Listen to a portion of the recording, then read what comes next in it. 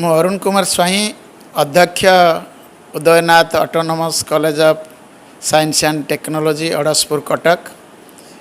ପବିତ୍ର ଦୁର୍ଗା ପୂଜା ଉପଲକ୍ଷେ ମୁଁ ସମସ୍ତଙ୍କୁ ଶାରଦୀୟ ଅଭିନନ୍ଦନ ଜଣାଇବି ଏବଂ ମା ଦୁର୍ଗା ଆମର କଲେଜର ସବୁ ଛାତ୍ରଛାତ୍ରୀମାନଙ୍କର ମଙ୍ଗଳ କରନ୍ତୁ ଏବଂ ଆମର ଅଧ୍ୟାପକ ଅଧ୍ୟାପିକା ମାନେ ସମସ୍ତ କର୍ମଚାରୀ ମାନେ କେମିତି ମା ଦୁର୍ଗାଙ୍କର ଆଶୀର୍ବାଦ ଲାଭ କରି ତାଙ୍କର ଜୀବନ ଅତି ସରଳ ଭାବରେ ନିଷ୍କପଟ ଭାବରେ ଏବଂ ସମାଜର ଉନ୍ନତି ପାଇଁ ଅତିବାହିତ କରନ୍ତୁ।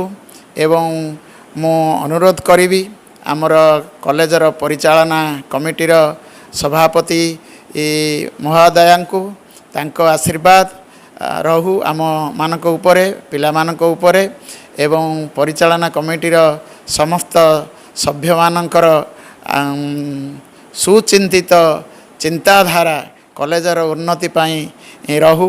ମା ଦୁର୍ଗତି ନାଶିନୀ ଦୁର୍ଗା ଏହି ଧରାପୃଷ୍ଠରେ ଏହି ଅବତରଣ କରିଛନ୍ତି ଏବଂ ଏହି ଶାରଦୀୟ ପୂଜା ଉପଲକ୍ଷେ ଆମ ସମସ୍ତଙ୍କର ଅଞ୍ଚଳବାସୀଙ୍କର ସର୍ବସାଧାରଣଙ୍କର ଆଉ ଏଠାରେ ପଢ଼ୁଥିବା ଛାତ୍ରଛାତ୍ରୀମାନଙ୍କର ଅଭିଭାବକମାନେ କିଭଳି ଭାବରେ ଅତି ଉତ୍ତମ ଭାବରେ ନିଜର ଜୀବନଯାପନ କରନ୍ତୁ ଏବଂ ମା ତାଙ୍କୁ ଆଶୀର୍ବାଦ କରନ୍ତୁ ଏହି କାମନା କରି ରହିବି ଏବଂ ପ୍ରାର୍ଥନା କରିବି ସମସ୍ତେ ନିରୋଗ ରୁହନ୍ତୁ ଏବଂ ଭାଇଚାରା ମେଣ୍ଟେନ୍ କରନ୍ତୁ ଏବଂ ଜଗତର ମଙ୍ଗଳ ହେଉ, ଏହା ହିଁ ମୋର ଏକାନ୍ତ କାମ୍ୟ।